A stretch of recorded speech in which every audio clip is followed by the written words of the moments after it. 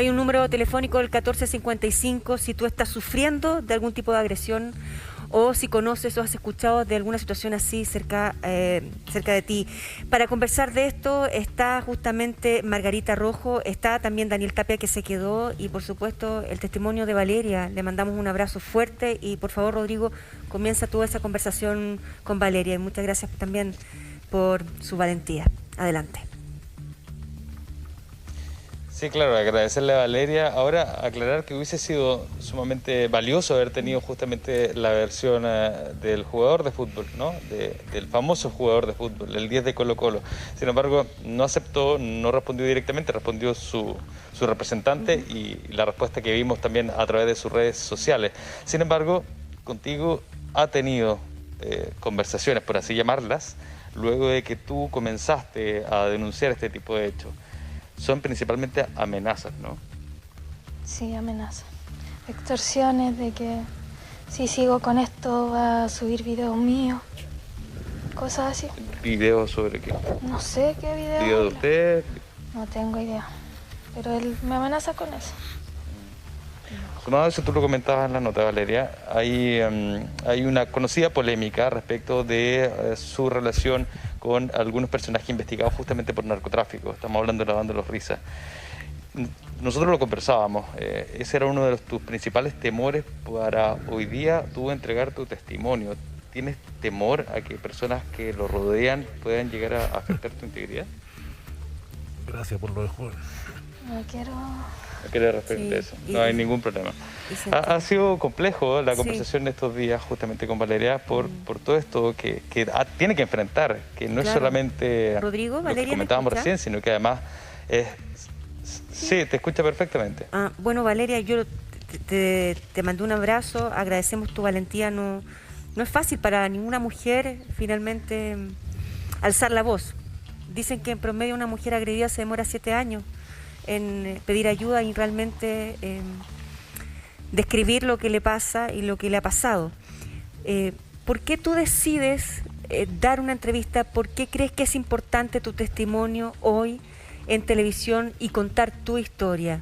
Para que le hables a otras mujeres y para que le hables a todo Chile, para saber más de ti. Hola, Tonka, muchas gracias por todo y por lo mismo lo hice por mi hija, porque no quería que pasara lo que yo pasé. Y por todas las mujeres que lo están viviendo, que alcen la voz, que al final ya la denuncia. Yo he denunciado muchas veces, ustedes se dieron cuenta, no sirve de nada. Y si hay justicia social, que se haga, porque gracias a las funas que yo hice en Instagram pude llegar a esto, pero yo no quiero que otra mujer pase por lo mismo, ni que mi hija vea toda la violencia, toda la vida en esta casa. No es fácil, no es fácil lo que tú estás haciendo, Valeria. Me gustaría también aprovechar para que tú vayas tomando un poquito de aire, porque ha sido duro de la entrevista, también es complicado estar al aire hoy respondiendo, pero tú crees que es importante hacerlo y te apoyamos en esto. Está Margarita, a ver si Margarita nos ayudas con la situación, Margarita, que está viviendo Valeria, y pensando en Valeria y tantas otras mujeres, cuando ya se hace público porque ya hay un punto de no retorno. Es porque ya no vas a aguantar más, ya no vas a aguantar ni otra disculpa, no vas a aguantar ese círculo de violencia que se repite entre la violencia, después la calma, la reconciliación, pero después vuelve la violencia. ¿Me ayudas, Margarita? Claro, lo que pasa, buenos días, Tonka, buenos días a Catalina. Valeria. Buenos días, Valeria. Fíjate que es tan importante lo que ella está señalando, porque además la violencia que se instala es una violencia que va en escalada. Por eso es que se puede entender que muchas mujeres se demoren tanto tiempo en denunciar. Esto va ascendiendo en escalada, y las estrategias de victimización que se van colocando para controlar a una mujer van desde la manipulación psicológica, como por ejemplo, Tonka, hacerles creer que las mujeres no pueden por sí solas, y esa manipulación psicológica tiene que ver con la manipulación económica, con la manipulación emocional, y valga la redundancia, con la misma manipulación psicológica porque les bajan la autoestima. Sí. Es decir, la mujer empieza a creer que ella por sí sola no podría trabajar, no podría ser valorada, no podría ser querida. Se crea una dependencia justamente, Amaro, y fíjate que es importante también porque cuando esas estrategias ya no funcionan, por eso digo que van en escalada, empiezan las coacciones, las agresiones, las amenazas que son mucho más fuertes y ahí muchas veces cuando las mujeres, discúlpame, caen en una especie de un hoyo emocional, recién las mujeres pueden pedir ayuda, es como un grito de ayuda y eso es importante que las mujeres lo detecten antes de tiempo. Fíjate, Tonka, que un hombre que es violento no cambia mágicamente, porque lo hemos dicho, ningún comportamiento es espontáneo, por lo tanto tiene que haber alguien o algo que haga que cambie el comportamiento de ese hombre, o porque también hemos tenido mujeres agresoras, tengo que ser justa con eso también, sí. Pero lamentablemente no cambian espontáneamente, entonces no le pueden creer a las mujeres cuando están en el episodio de esta luna de miel, ¿ya? Y eso le quería preguntar a Valeria. Finalmente nosotros hemos entrevistado a muchas mujeres víctimas de violencia y hablan de ese círculo, de que después de un evento violento se genera una especie de luna de miel, pero luego se vuelve a caer en ese círculo. ¿También te pasaba a ti eso? Sí, también me pasaba a mí, se llama indefensión aprendida, o sea que tú ya no tenías otra cosa que hacer que darle en el gusto a tu agresor todo el día y poder darle amor y cariño para que no se enoje, lo único que te salva de la relación tóxica y que al final del día igual él se va a enojar si tú sabés que va a pasar eso. Pero tratáis siempre de cuando empieza la luna de miel y eso, como se dice después que te pega, te agrede, de tratar de demostrarle a todo el mundo que tú estás bien, que eres valiente, que estás con una persona que no te está haciendo daño. Todo eso pasa a la mujer cuando está siendo agredida y yo lo viví también. Valeria. Sí, yo quería saludarte, Samaro, y felicitarte también por tu testimonio y porque a partir del testimonio lo que procuras hacer es generar cultura para que otras mujeres también se atrevan. Y preguntarte acerca de la terapia familiar, terapia en su momento. ¿Lo intentaron y después, hoy, por ejemplo, tú también estás recibiendo algún tipo de apoyo psicológico? Sí, ahora en este momento no, pero estuvimos los dos con terapia y una psicóloga. Él contrató la mejor psicóloga de Chile para que nos tratara y un día se enojó, rompió la hoja de la psicóloga, se paró de la clase de Zoom y se fue. Valeria, la doctora Carolina Herrera... realizar la clase ese día. Perdón, continúa, discúlpame, por favor. Sí, no, ese día no quiso realizar la clase de Zoom. Yo terminé conversando con la psicóloga y ella me dijo que por favor terminara con esa relación. Ella fue la que más me ayudó. Después yo seguí con las terapias sola con ella y ella me decía que por favor terminara con él porque me estaba haciendo muy mal. Y esa fue como un aporte muy grande para yo poder salir de toda esa...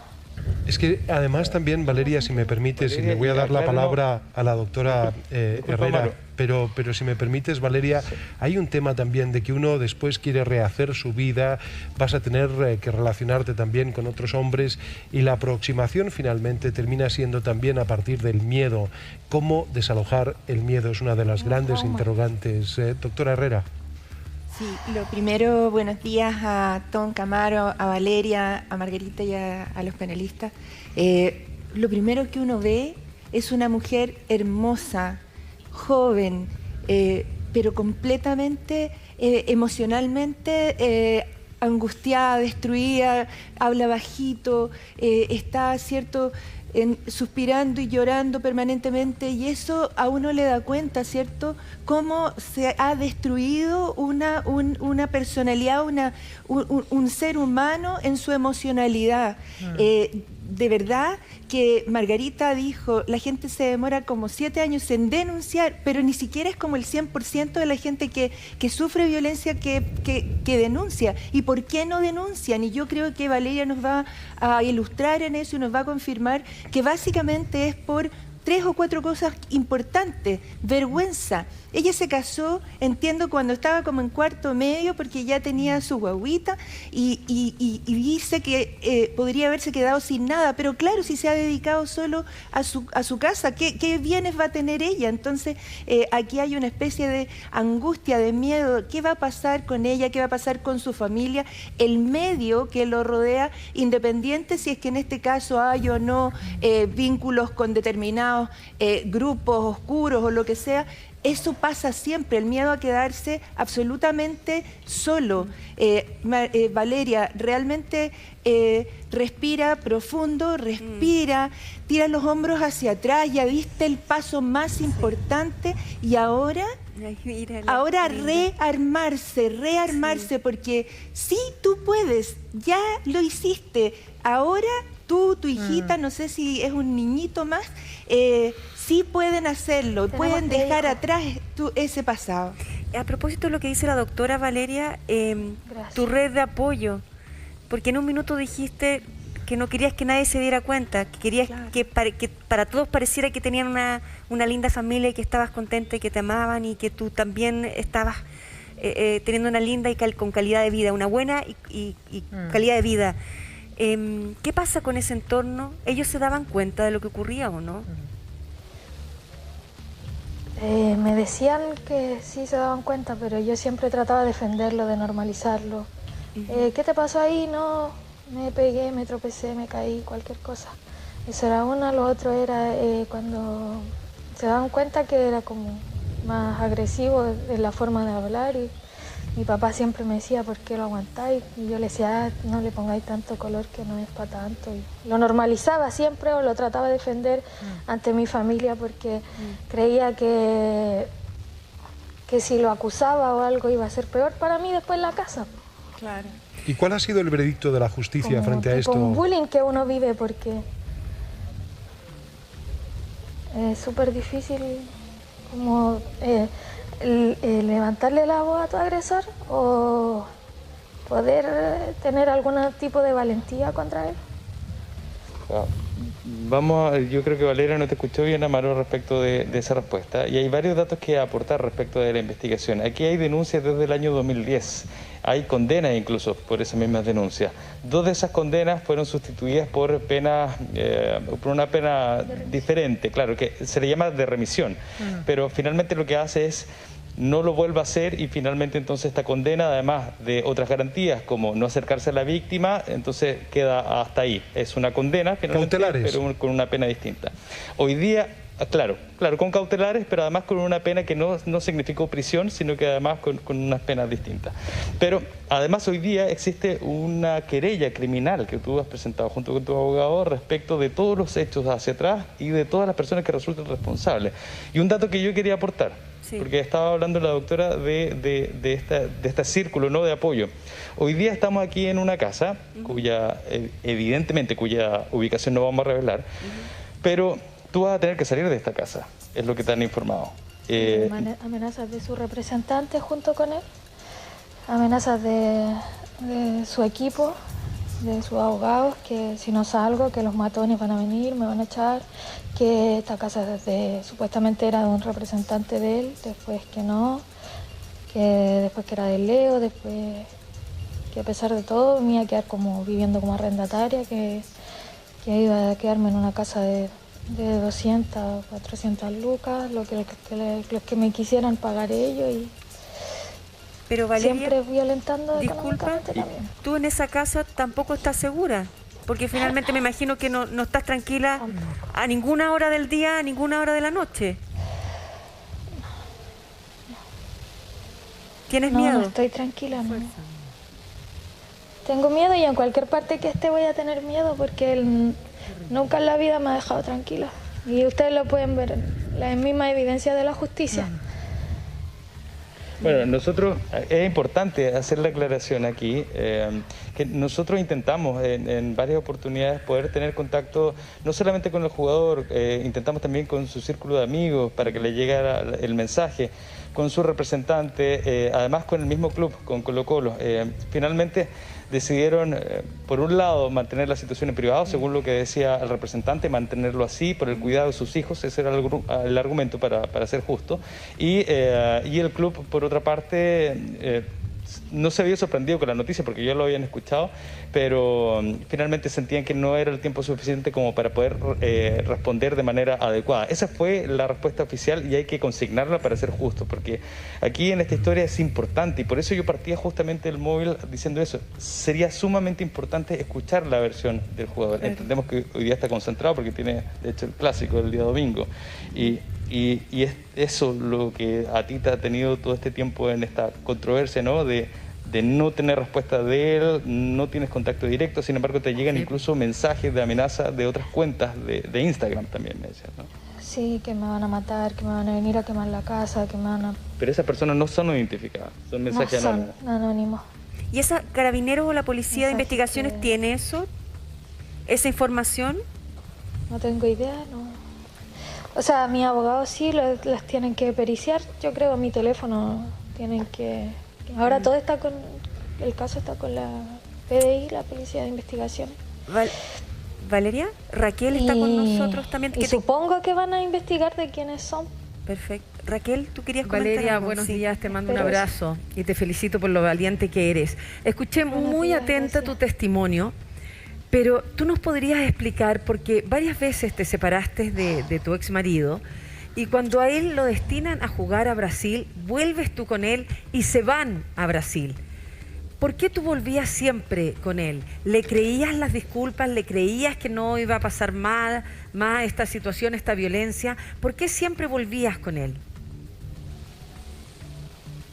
Por lo mismo, porque él, no me dejaba en paz, teniendo medidas cautelares de no acercamiento, de orden de alejamiento, perdón, y no me dejaba en paz, no. Ya, pero la decisión Hay la miles tenía... de mensajes donde él... Ajá. Pero yo no tenía como decisión en ese momento que estaba siendo agredida y violentada. Tú no tenías poder de decisión ni sabés lo que estás haciendo, yo creo. Sí, claro. Como le decía a Tonka, es la indefensión aprendida, que tú ya después que nadie te ayuda, nadie hace nada por ti. Tú optas por acomodarte esa vida que pensáis que la vaya a tener toda la vida y la tenéis que aceptar porque nadie va a hacer nada por ti, nadie te va a defender. Valeria, ¿y tus hijos veían esta violencia? Sí. Uf. Claro. Eso yo creo que es un punto que siempre los testimonios nos han comentado que es un punto de inflexión. Cuando ya los hijos son testigos o cuando las cosas se traspasan a los más pequeños de la casa, eso sin duda me imagino que cambia todo. Polo, ¿tú querías decir algo? Sí, te quería preguntar, Valeria, ¿qué sientes tú cuando ves publicaciones del propio Leo Valencia negando los hechos, diciendo que sí, que han tenido complicaciones, que han tenido discusiones, que han tenido peleas, pero negando que haya habido violencia? ¿Cómo reaccionas tú frente a esa negativa? Impotencia, rabia, porque no es mentira. Algunas mujeres pueden terminar su relación, a lo mejor son más fuertes que otras, pero hay mujeres que no se saben defender y que están siendo violentadas y que después sale un hombre y decir, la mina está loca o la mina está mal y siempre va a terminar el hombre de como ser la víctima y la mujer la victimaria, porque el hombre el macho de la casa, no sé, y la mujer es la loca y todo. Margarita, sobre la descripción que hace Valeria, esa disminución que sienten las mujeres, esa mínima expresión de ti misma en lo que te conviertes, que te hace tremendamente dependiente, que te impide pedir auxilio. Háblanos de eso. Sí, yo creo, Tonka, que eso es muy importante porque nos están escuchando otras personas. Valeria ha sido muy valiente, pero también ayuda a otras mujeres. ¿Sabes por qué? Porque justamente ese tipo de vinculaciones lo que hace es afectar la autoestima de alguien, afectarla, mermándola. ¿Por qué? Porque la va denostando paulatinamente. O sea, ¿por qué la gente se pregunta ¿y por qué tanto tiempo está? Entonces, cuando nosotros les contestamos, es que esto no es todo inmediato, va paulatinamente, va la persona que es victimaria va probando hasta dónde tolera y va paulatinamente, paso a paso, y va en escalada ascendiendo esta descalificación, esta merma en la autoestima. Entonces yo le digo, Valeria, te felicito que seas tan valiente, Valeria, realmente tú tienes que, yo sé que tú lo estás comprendiendo, tu vida depende de ti. Cuando la mujer le adjudica al otro, que el otro tiene un poder sobre uno, hay un error. Nadie tiene el poder sobre uno. Obviamente que alguien podría agredirlo, yo lo entiendo, pero también hay que entender que ella tiene su propio poder y puede seguir adelante, y espero que ella tenga muchas personas, muchos factores protectores para que la acompañen. Una red de contención exactamente, fuerte. Exactamente. Margarita, en estas relaciones tóxicas la víctima se empieza a sentir culpable, responsable, o sea, mi pareja me agrede porque yo hice algo mal. Exactamente, Raquel, yo creo que la pregunta que tú hiciste recién La apuntaba a cultura eso. te hace sentir así. O sea, la cultura machista que te hace sentir así.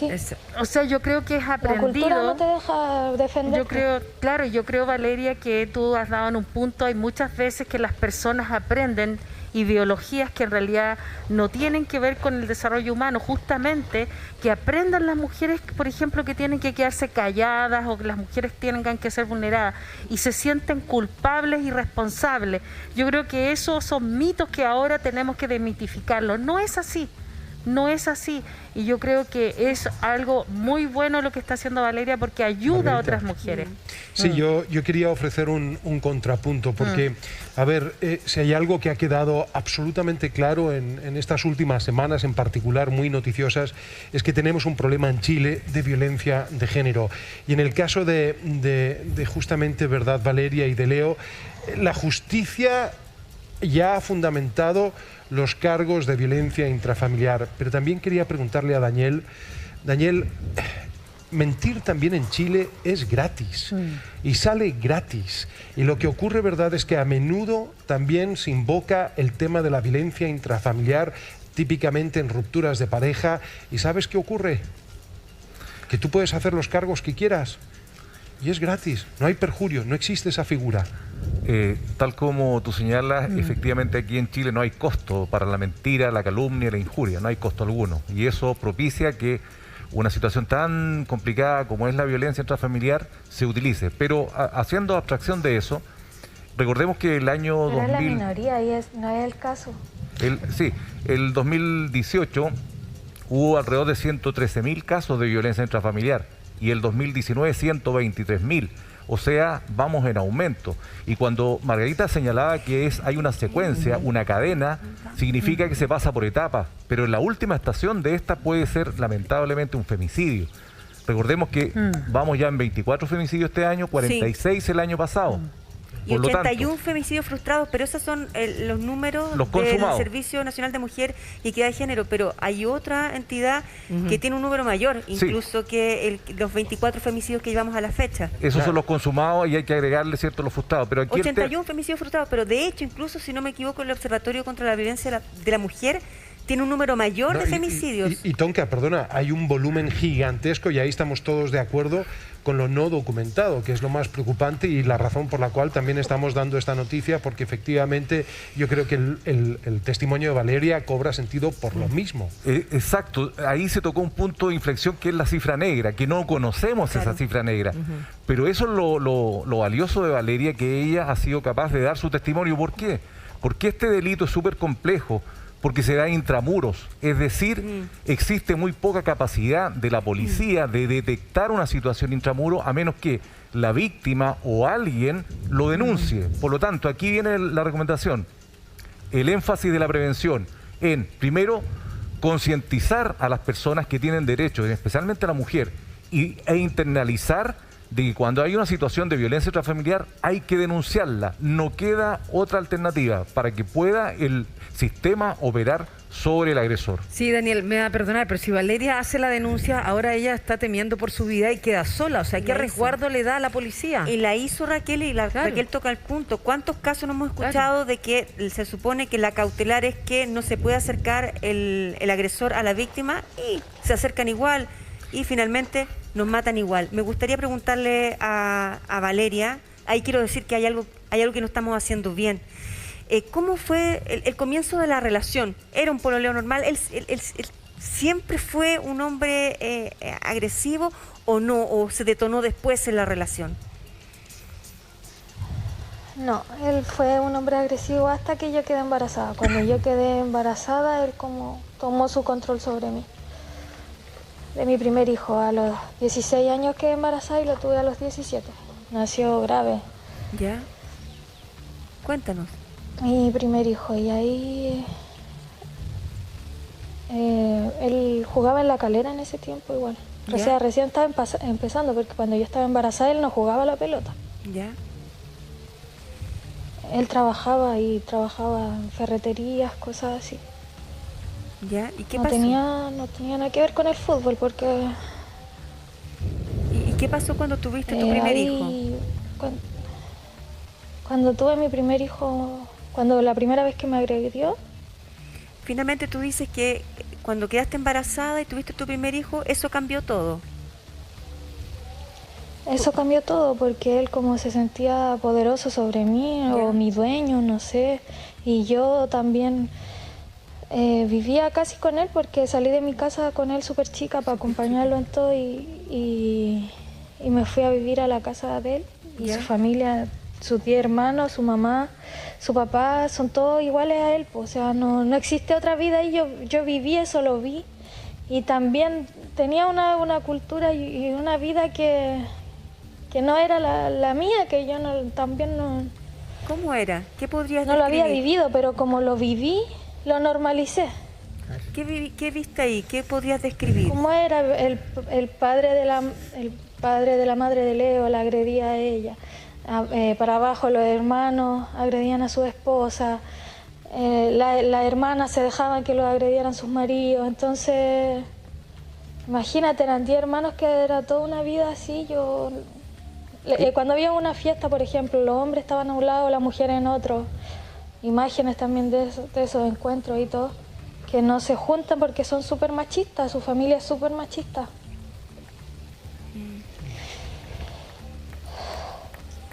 Entonces yo vivía en ese ambiente y lo compartía también en ese tiempo. Valeria... Pero cuando me fui a vivir a Brasil, ahí empecé a cambiar mi perspectiva de la vida. ¿Por qué? ¿Qué te pasó? Porque allá las mujeres, como se podría decir, que son más fuertes que los hombres. Allá si agredía a una mujer te va a ir muchos años preso. Si le hacía daño a una mujer sería el peor del mundo. Si incluso cuando llegamos a Brasil... a él no lo dejaban entrar por lo mismo, porque tenía la causa con violencia conmigo. Mira. Y hicieron trampa y no sé qué, y pudo entrar, o no sé, limpiaron esos papeles y así pudo entrar a Brasil a jugar. Raquel quería decir algo. Sí, Valeria, y me gustaría también, no sé, quería preguntarte, Valeria, si en un comienzo... parece que es característico de estas personas enfermas, es que te alejan de la familia, no te dejan tener amigos, te controlan el celular. ¿Él era así? Sí, totalmente. Yo no podía hablar con nadie en mi familia. Si iba alguien de mi familia, yo no le contaba. Y si él se enteraba, yo era la peor del mundo por haber invitado a mi hermana, a mi hermano, a mis primos. También tengo conversaciones de él donde me dice, ¿por qué no me avisáis que van a verte? Y como que fuera lo peor que estaba haciendo. Me dicen que Francisco también quiere comentar algo. Pancho, por favor, doctora, sí, conversemos de esto, sí. Yo quisiera, Tonquita, explicar la sensación que tengo de la gran asimetría que había entre ambos. Porque aquí tenemos a Valeria con sus hijos que a los 16 años o 17 se fue a la casa de sus suegros, en donde había una cultura imperante, que es lo único que han visto esos niños, sus hijos, ha visto ella. Pero no solo era que cuando ella tenía que tomar acciones o denunciar a su marido, es también la denuncia o poner en la mira al equipo de fútbol más popular o incluso a sus barras y a su familia, en que todos toman parte por él. Entonces viene una especie de crisis de quién me va a creer a mí de lo que yo hago, pero entiendo que incluso hubo violencia física, además de la psicológica. Entonces, siento que en esto, esa gran asimetría que existe es lo que las mujeres muchas veces piensan, ¿cómo me voy a salir si le va a pasar lo que está pasándole? Que la van a perseguir por las redes sociales, le pueden gritar cosas en la calle y esto no va a parar hoy. Sin embargo, creo que por donde tendría que ir la cosa es entender que si uno quiere desprenderse de ese pasado, también tiene que entender que se va a tener que desprender del estilo de vida probablemente que estaba utilizando, porque ellos tenían un buen pasar, ¿cierto? Tal vez ella ahora lo que necesita es ayuda para reinserción social, laboral, por ejemplo, para independizarse definitivamente, y si va a tener que mantener esta especie de negociación con el soporte o con el marido, esto se va a alargar para siempre. Entonces, de alguna manera, uno tiene que decir, yo soy capaz de salir de esto, me voy de ciudad, me cambio de rubro, tengo que salir de esto, necesito respirar un tiempo y de ahí para adelante crecer. Pero este es un periodo en el que alguien tiene que ayudarla, o sea, el sistema no solo tiene que cautelar que la persona no se acerque al agresor, sino que también ayudarla a salir de esto. Pero qué lamentable, doctora, en todo caso, que la persona, en este caso la mujer, tenga que vivir una transformación tal para poder justamente resguardarse cuando no tienes ningún otro sistema que cautela por tu bienestar. Pero el riesgo es la vida, Amaro. El riesgo es la vida de ella o sus hijos. Y no solo la vida en términos de una agresión mortal, sino también el cómo día tras día tu día es un infierno. Claro. ¿Qué me encontraré hoy día en el celular? ¿Saldrá un titular? ¿Me esperarán a la vuelta de la esquina? Sí, doctora, hay dos elementos que uno lo menciona usted, tiene que ver con de qué manera se reacciona, ¿no es cierto?, desde el punto de vista de la sociedad frente a este tipo de agresiones, pero también algo que mencionaba Valeria, y le quería preguntar a Francisco Vidal a propósito del tema de la cultura machista que mencionaba ella, no solo en una determinada familia, Francisco, sino que también en nuestra sociedad. ¿Qué hace un Estado, qué hace un gobierno frente a esto que vemos que es tan generalizado, Francisco? Bueno, para allá iba yo cuando pedí la palabra. Cuéntenos. Más allá del caso de Valeria, que es dramático. ¿Por qué llegamos a las Valerias? Porque las sociedades van evolucionando. La clave para que no haya más Valeria es que el sistema cultural, social, político, institucional le dé autonomía. ¿Le dé qué? Que no se le entendió con la mascarilla. Ya, ok, ya. Porque aquí hay mucha manipulación y mucha dependencia. Sí, pero, disculpen, Francisco, porque Valeria pidió la palabra justo con lo que usted está diciendo. A ver, Valeria. Sí, porque quiero agregar algo ahí. Por ejemplo, es lo que yo reclamaba en redes sociales. O sea, ¿cómo culturizamos a nuestros niños, a nuestras generaciones? Si yo estoy haciendo una funa y Colo-Colo va y pone al agresor a jugar un partido, a celebrar un gol, a reírse en mi cara, mi hijo viendo la tele, que han sido abandonados 6 meses casi. O sea, ¿cómo le enseñáis a la generación que no puede...? Bueno, es que ahí está mi punto, mira. No sé cómo explicarlo bien, pero a eso voy. ¿Cuál es el mensaje en el fondo? Sí, a ver qué dice Francisco con respecto a lo que dice Valeria. El punto es, ¿cómo lo digo? Es múltiple. La sociedad, mira, nos pasó con el racismo y nos sigue pasando con el racismo. El clasismo está todos los días en la puerta de cada casa. Y el machismo también. Ahora, una sociedad que tiene una cultura machista que hay que ir corriendo el cerco. Te pongo un ejemplo concreto. ¿Y no se le puede poner un ejemplo, además de la violencia? ¿Se acuerda cuando hablamos del 10% y la dificultad de las mujeres para conseguir que se le paguen las pensiones de alimento a sus hijos, para sus hijos? Pero claro. Tonka, pero finalmente decíamos, entre todos deberíamos condenar a una persona que no le paga la pensión de alimentos a sus hijos. Y finalmente lo normalizamos, utilizando las palabras que usa Valeria. Entonces estamos normalizando la violencia, normalizando el poco compromiso que tiene que tener un padre, una madre por los niños, por los hijos. Pero saca la cuenta que a propósito del 10%, ¿sí? Yo por lo menos, para no hablar por nadie más, casi me caí la silla cuando vi que había 285.000 denuncias. 285.000. ¿Qué le pasa a la sociedad? Que no sanciona socialmente al compadre que abandona y no le da la plata a su ex señora o ex pareja para alimentar a sus hijos. Y pasa piolita en la vida. Y le endosa la mochila a la mujer, que tiene que ser casi un detective privado para poder conseguir esa información. Entonces, ¿qué le pasa a una mujer agredida? Disculpe, la que se tiene que cambiar de casa, es ella. La que tiene que salir de su núcleo es ella, porque el agresor camina tranquilo. Finalmente, la que tiene nuevamente la responsabilidad y se le endosa es la mujer. Bueno, pero estamos constatando un hecho dramático en lo particular y tenemos la cifra de Daniel de 120.000 denuncias por violencia intrafamiliar y 30.000 detenidos. Olvídate. Lo que hay que preguntarse es por qué se llega a eso y cómo atenuar, aislar, disminuir.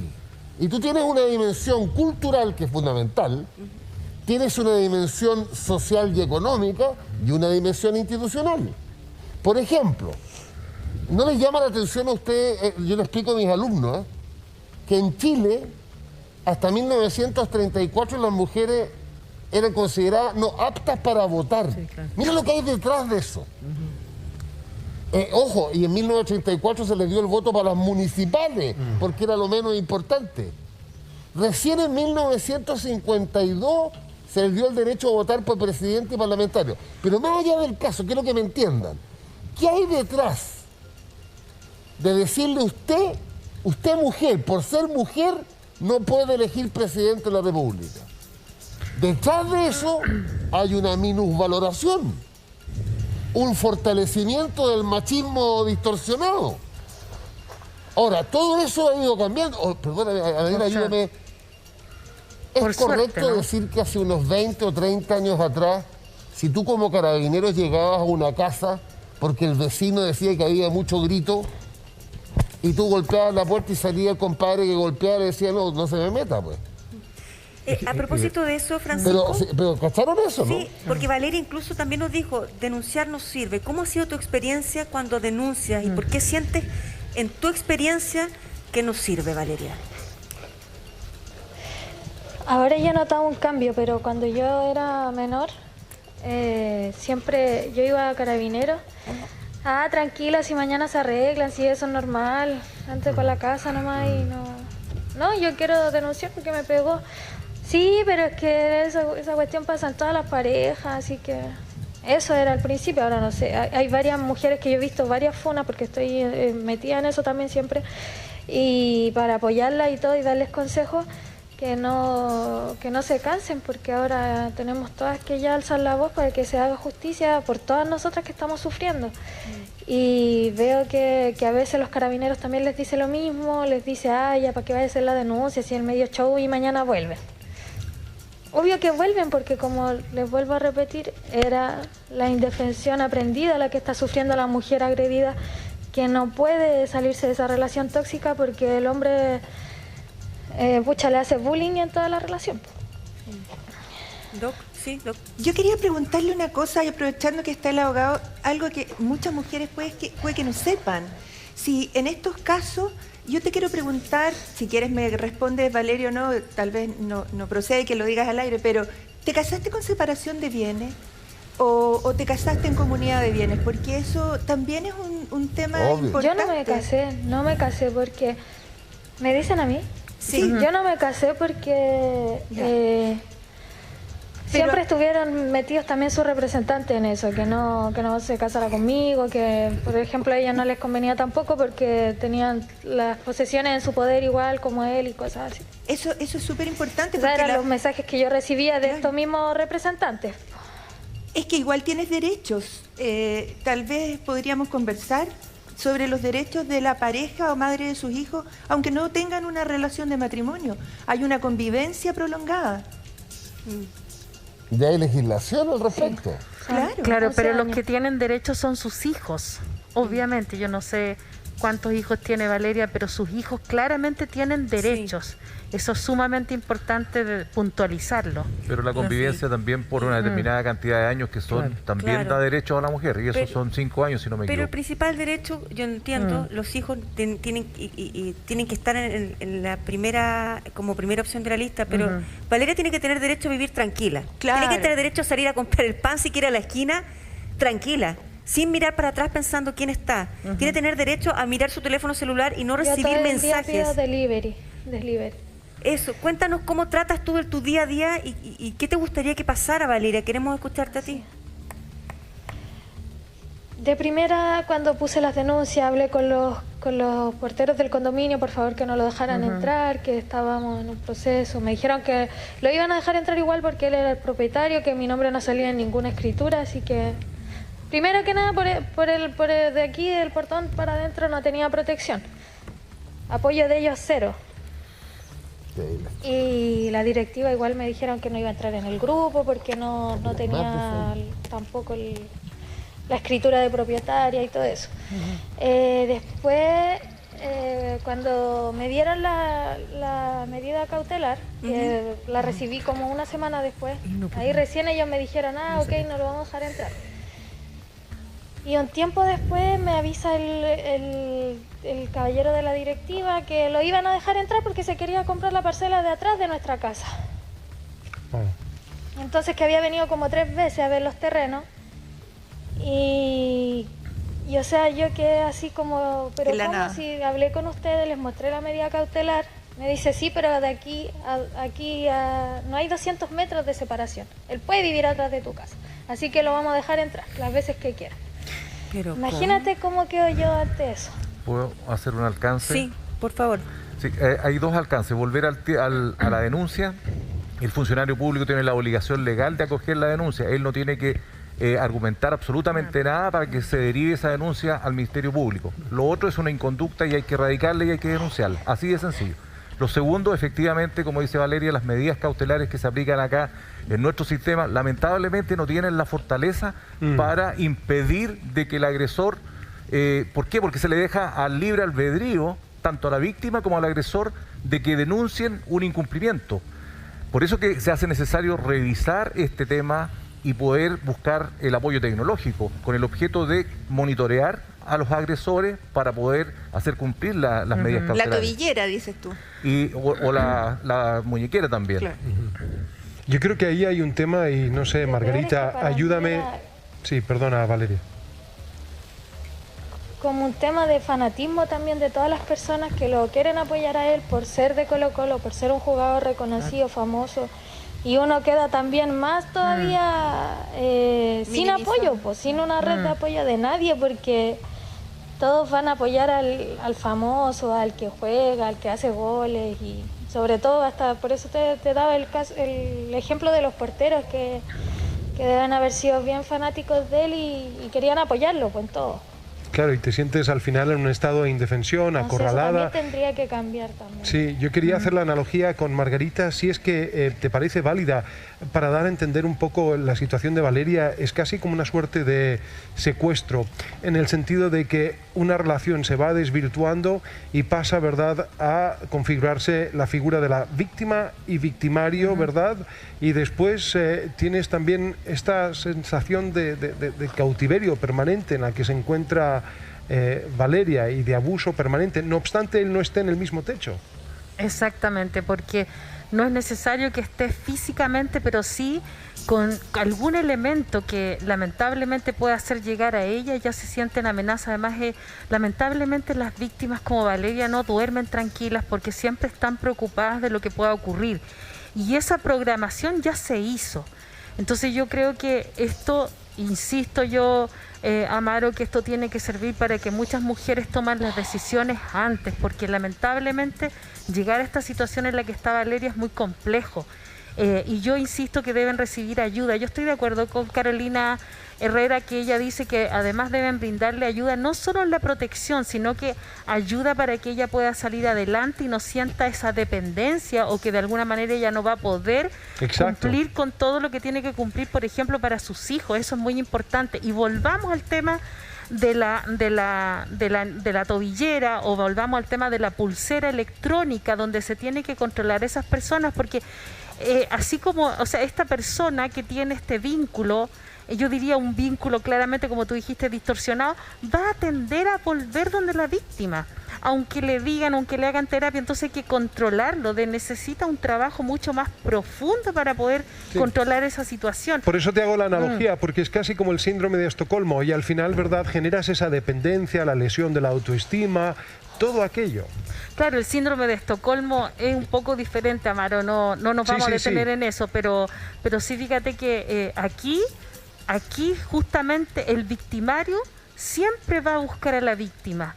Eso es algo que también tiene que saber la policía, el sistema, las fiscalías, cuando se pidan las medidas de protección.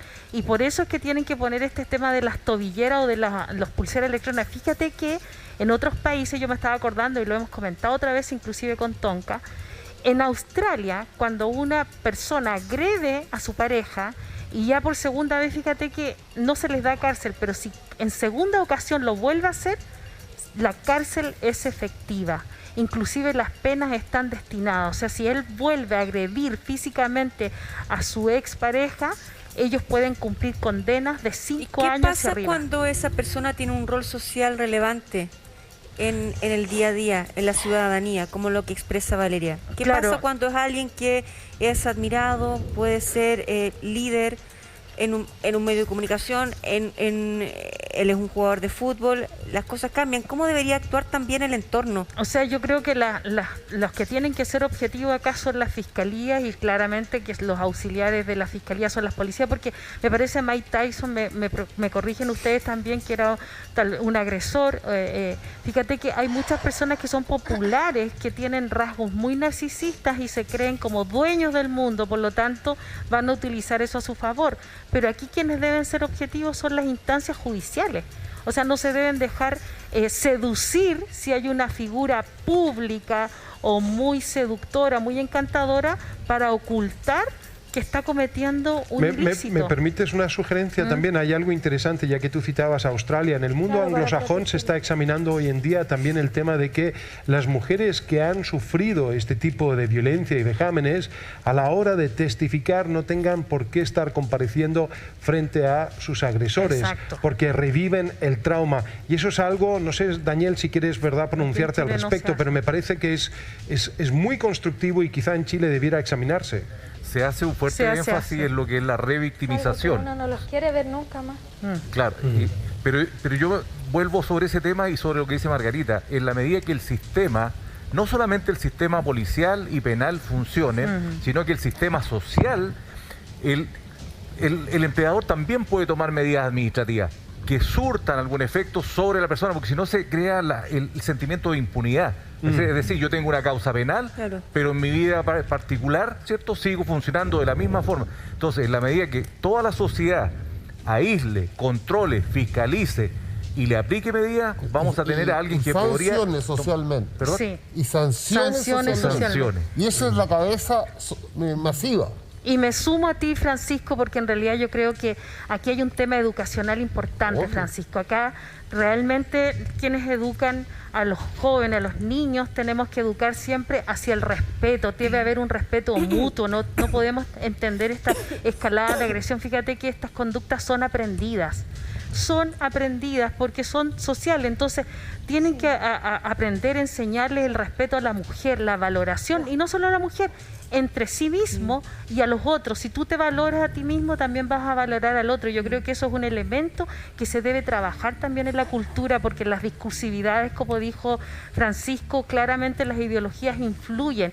El comportamiento no es solo desde lo psicológico, Tom, que las personas que nos están escuchando en sus casas, sino que las ideologías predominantes también determinan el comportamiento. Por lo tanto, que hay que poner ojo en aquellas ideologías que están ocasionando este tipo de conductas que son muy dañinas. Pero déjame poner, Margarita, una cosa antes que queremos complementar la información. Polo Sí, tiene algo que decir. A ver, son varias cosas, pero es que me llamó la atención algo que decía Valeria, y que probablemente es algo que sienten muchísimas mujeres en esta situación, ¿no es cierto?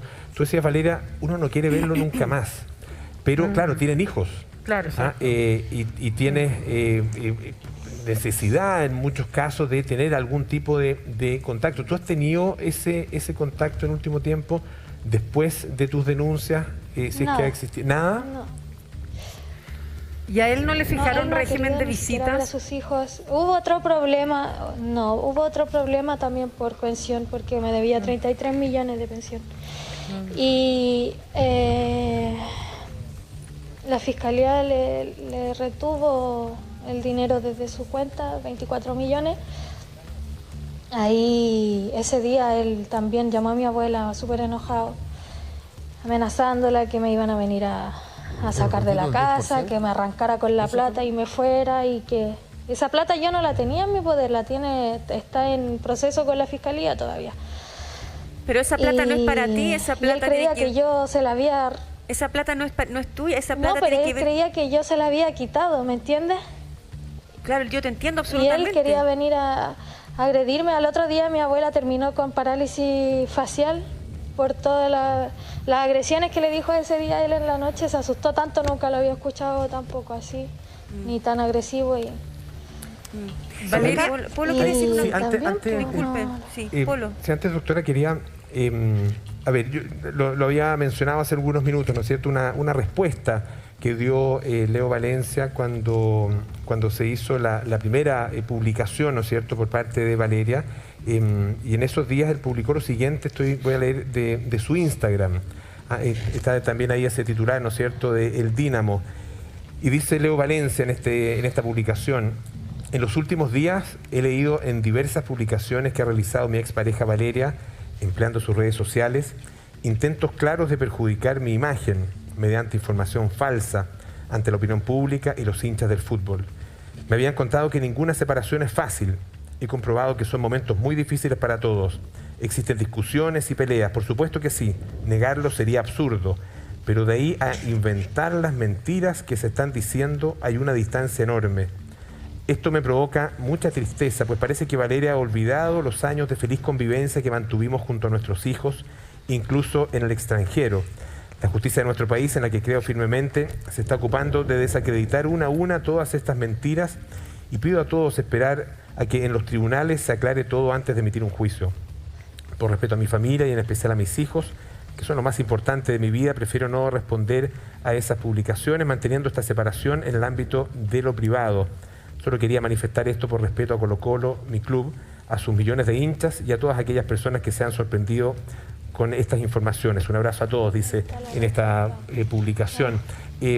Margarita, te quería preguntar, porque le habíamos preguntado también a Valeria, decía... Más preocupada por la hinchada y los millones de hinchas y los miles de hinchas, que decir, pucha, ¿saben qué? Me voy a querellar contra mi mujer porque quiero visitar a mi hijo. Nunca hizo eso. O sea, en ese momento que hizo esa publicación, ya habían pasado 5 meses de que él nos había abandonado aquí, y que no me ha dado ni un peso tampoco. Ahora me pagó en cuotas una deuda de 700, 800, todo en cuotas así, y tampoco me ha pagado la pensión por los 3 hijos. Entonces, esa imagen y esa respuesta que él da era solo para calmar a los hinchas y a la gente y a su club. Tú le ibas a hacer una pregunta a alguien, Polo. Yo quería preguntar algo, Tonka. Sí, lo que pasa es que a propósito de esta respuesta, perdón, doctora, le quería preguntar a Margarita, ¿cómo la recibe? Porque, claro, o sea, a mí me da la impresión que es una respuesta muy pensada desde la imagen. desde la imagen pública, ¿no es cierto? Porque claro, con respecto a los hechos no se refiere a nada, excepto decir que son falsos, que son mentiras, y hace alusión a algo que llama también la atención cuando dice que mantuvimos, que dice que parece que Valeria ha olvidado los años de feliz convivencia que mantuvimos junto a nuestros hijos. Claro. Claro, Polo, fíjate que muchas veces las personas, sobre todo si estamos hablando de una persona tan popular, obviamente debe tener asesores legales, obviamente con abogado, donde el contenido de ese texto tiene un alto contenido de deseabilidad social, es decir, es muy adecuado, muy esperado, y claramente lo que dice no es mentira, porque probablemente hayan tenido episodios de luna de miel, pero se le olvidó todo el detalle de lo que está contando Valeria. Entonces sí, es esperable que ellos hagan esto como una estrategia comunicacional, es muy esperable y tiene un alto contenido de deseabilidad social. Ahora, todo lo que él dice hay que probarlo, eso es otra cosa. Me gustaría contarte, Valeria, me imagino que tú lo sabes, estamos con tu mamá al teléfono, está Tatiana Silva, tu madre, la saludamos, ¿me está escuchando, señora Tatiana? Sí, buenas tardes, ¿cómo están? Le manda un abrazo muy amable, gracias por comunicarse con nosotros. Cuénteme, igual, ¿cómo está usted? ¿Cómo ve el tema de su hija? Como madre debe ser tremendamente difícil ser testigo de una situación así con una hija. Entonces, ¿qué siente usted? ¿Cómo ha visto el proceso? Y escucharla en este transcurso, en estos años en que Valeria ha sido víctima de violencia. Cuéntenos, por favor. Bueno, primero que nada es decirle a Valeria que la amo, la quiero mucho, ella sabe que he estado en todo su proceso con ella, que he vivido, que he palmado, toda su vivencia, lo que hasta el momento, lo que ella sufrió, porque hasta el día de hoy sufre por este tema. Decirle también que mucha fuerza que tenga ella para todo lo que se viene, porque esto se viene más difícil seguramente con esta nota, desde ahora en adelante. Se viene más difícil porque es como una mafia este tema del deporte, entonces al verlo con una niña, porque es una mujer igual de poca edad, 25 años, 26 años, entonces es preocupante para mí, sobre todo porque nosotros no tenemos muchos recursos, entonces estamos tratando de hacer lo más que podemos con lo que tenemos, ¿me entiende? Entonces estamos... Señora Tatiana, dígame. ¿Usted se dio cuenta de lo que estaba viviendo Valeria antes de que ella misma, me imagino, se lo contara? Una mamá siempre tiene ese olfato y esa intuición. Cuéntenos de eso. Yo le dije tantas veces a Valeria, pero ella estaba muy enamorada. Porque eso era que estaba enamorada. Porque le dije muchas veces, Valeria, tú tienes dos opciones, seguir con este hombre o aguantarlo. Porque no había otra opción. O sea, yo le dije de todas formas, Valeria, por favor, puedes, hay otros caminos, puedes irte con nosotros, volver con nosotros, no. Pero ella estaba, yo creo, porque yo pienso que él era tan manipulador y llegaba un momento que la convencía, y la convencía que volviera con ella, porque yo me la traje muchas veces a mi casa, la saqué de donde estaba, mi mamá también, que su abuela, la fue a buscar a La Calera, que fue una de las más graves en La Calera, la fue a buscar y se la trajo a la casa, pero en la casa duró menos de un mes y llegó el Leo a buscarla y ella volvió con él. Y señora Tatiana... Y así fue un entorno, un círculo vicioso, fue todo estos 11 años, porque ya después yo digo, ¿qué más puedo hacer? ¿Qué más puedo decirle para que pueda reaccionar? Pero yo creo que las manipulaciones del Leo eran demasiado fuertes, porque Yo creo que el amor se acaba en algún minuto. Dígame. Sí, señora Tatiana, la saluda Amaro. Yo quería preguntarle, porque yo me imagino que el rol familiar suyo es difícil, ¿no? Uno trata de apoyar, pero al mismo tiempo mantenerse algo neutral. ¿Cuándo y en qué momento la situación se vuelve absolutamente intolerable? Le pido que guarde un espacio, vamos a ir a una breve pausa y enseguida estamos de vuelta con usted. Gracias. Usted sabe recoger las señales y también leer entre líneas. ¿En qué momento, señora Tatiana, esto se convierte en algo intolerable? Primero que nada quería hacer un alcance sobre la nota que estaban ustedes estaban comentando acerca de un comentario que hizo Leo en Instagram. Claramente él no lo escribió, porque no sé si ustedes se han dado cuenta de los audios que él ha hecho y las escrituras que tiene son totalmente nada que ver con lo que él escribió ahí. Eso era un alcance nada más, para que lo tuvieran como un poco claro. ¿Y en qué momento se convierte la situación para usted como madre? Uno procura tratar de mantenerse de alguna manera neutral, si bien cuidando a su hija, pero hay un momento en el que ya no da para más. ¿Cuál es ese punto de inflexión para usted? Cuando yo me fui a vivir con ellos a Brasil. Estuve casi un año en Brasil viviendo con ellos.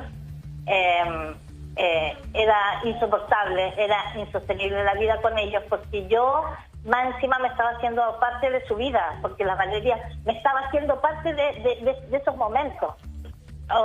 Imagínense que el Leo llegaba de concentrar, o se iba a concentrar, y él empezaba a pedir su ropa de concentración, su buzo de concentración. Por ejemplo, nos encontraba y él violentamente, porque era una acción violenta siempre, todo el rato. ¿Y dónde están mis pantalones? ¿Y dónde está mi short? ¿Y dónde están mis...? Era impresionante. Para mí era impresionante, porque yo jamás había vivido ese tipo de violencia. Para mí era violencia, claramente. Y cuando lo otro era cuando, por ejemplo, él tenía un juego que jugaba en línea, que era el Free Fly o algo así. También era Valeria, en un momento dado, señora Tatiana, habla de que disimulaba los golpes que registraba su cuerpo. No, me tropecé aquí, no, me caí. ¿Y usted? Eso fue al principio cuando uno no sabía, no vivía con ella. Pero yo viví con ella, yo estuve casi un año viviendo con ella en Brasil, y era insoportable. Te estoy diciendo que era insostenible la vida con el Leo. El Leo era todo, de su boca para afuera salía pura violencia. Sus gestos, sus paradas, su forma de pararse, su forma de caminar, su forma de... Era pura violencia.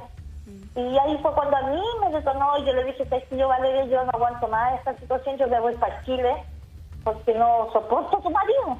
Y yo no quiero vivir la vida que estás viviendo tú. Eso fue más que nada cuando detonó, de parte mía, que yo ya estaba cansada de su vida, porque era su vida. Y ella quería, ella como que estaba sometida a esa vida, ¿entiendes? Entonces yo le dije, no, Valeria, yo me voy para Chile, me vuelvo para Chile. Y Valeria, yo quería preguntarte a ti para ya dar cierre, pero una situación y un caso que claramente vamos a estar, ¿verdad?, muy pendientes de cómo va evolucionando, porque es muy importante cambiar la cultura en Chile al respecto. Pero yo quería preguntarte, Valeria, si tú tenías a tu madre en gran parte también como una manera de, quizá, o una estrategia para tratar de contener la violencia que estabas sufriendo.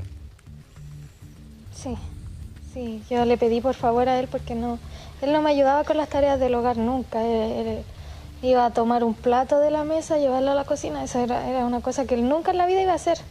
Y entonces para mí, con 3 hijos, y él no quería contratar a nadie tampoco allá en Brasil, era muy difícil. Entonces le pedí por favor que mi mamá fuera a Brasil a vivir con nosotros. Y me aceptó y me dijo que sí, todo. En el momento en que estábamos allá y mi mamá veía esos actos de violencia, yo trataba de siempre poner paño frío ahí, decirle, pucha, entiéndelo, su genio es así,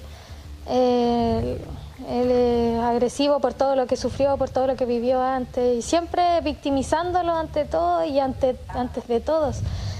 Y yo no podía ver que él en verdad era un tipo agresivo que sabía lo que estaba haciendo, que nos estaba haciendo daño a todos al final. Pero al final mi mamá igual decidió irse porque no aguantaba esa situación tampoco. Nosotros, Valeria, te insistimos, agradecemos la valentía.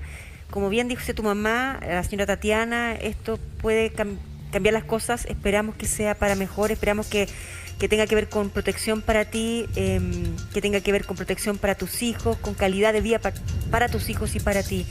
¿Qué les parece si nos reencontramos con este tema para saber cómo vas tú, cómo están tus cosas, cómo ha ido evolucionando todo en los próximos días? ¿Te parece, Valeria, la señora Tatiana?